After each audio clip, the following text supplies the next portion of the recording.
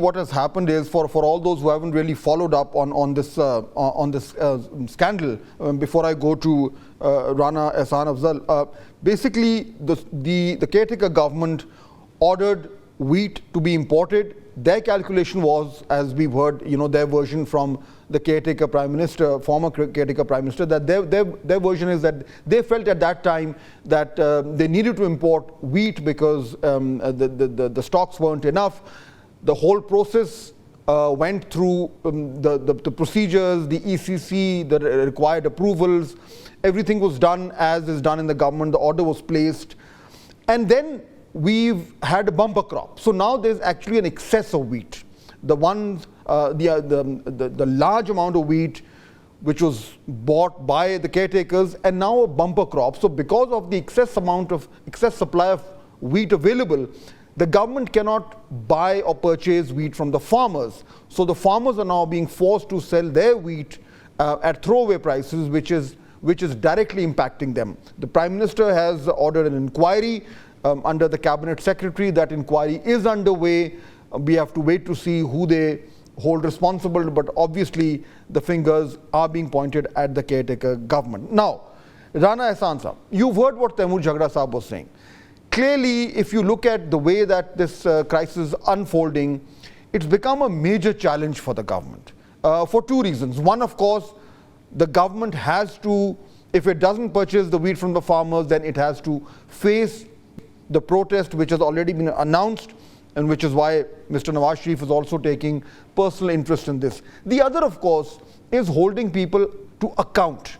And the caretaker government is on good terms with the present government. So it's not going to be easy to hold somebody very senior accountable in the caretaker government. So now Rana Ahsan Saab, how do you get out of this really tough spot? So the federal government has started procuring wheat, and PASCO, I think, the initial target was 1.4 million tons of wheat procurement for this year. And usually when you see the historic trend, PASCO doesn't procure as much as the target, and they usually go 60-70% of the target. So currently, PASCO has procured almost 95% of the initial target, which was 1.4 million tons of wheat. And we have, the federal government has enhanced the target from 1.4 million tons to 1.8 million tons of, so that's a 400,000 tons additional wheat procurement, which is going to be a record in the recent history for PASCO to procure so much wheat. Secondly, the Bardana bags, there were news that they were being sold at a premium. There's going to be a zero tolerance on that. And PASCO has been linked with the local governments, the ACs, DCs, to ensure that such trends are not again witnessed by anyone. And we ensure that Bardana bags are distributed freely, and there's no premium being charged on top of that. How is it possible for the government to purchase all the wheat that the farmers are holding on to? Because that would mean excess of wheat, and either it would mean oversupply of wheat, or it's going to mean the government spending twice the amount that it should have on purchasing wheat. So let me come to that. Yes, the caretaker government gave permission for import of wheat to the private sector, which is not the usual practice. And the government, the TCP was also about to procure, but TCP, gladly was stopped from procuring wheat. They were going to procure 1 million tons of wheat. But the private sector, which was supposed to procure 2.5 million tons of wheat, which would have been the right number, they went beyond that number, and they procured 3.6 million tons of wheat. So that's an additional 1.1 million ton, which shouldn't have been imported.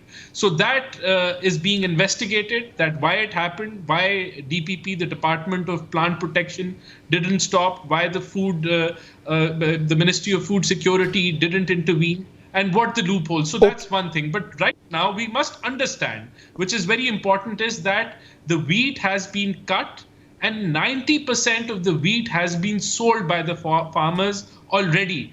Whether the wheat has been procured by some stockists, some hoarders, that's another story. If that were the case, that were the case, then why would the farmers announce a countrywide protest starting from 10th of May?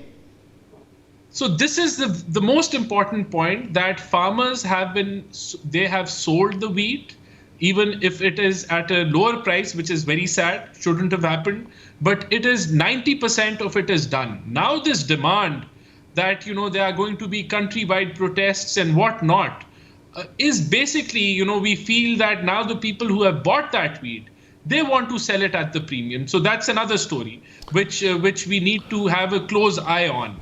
So I just wanted to make that point. It's going to be a very difficult situation when you have such a large number of people, farmers converging onto Lahore, and they've already, I think they've mentioned somewhere that the farmers' protest in India has set some sort of a precedent.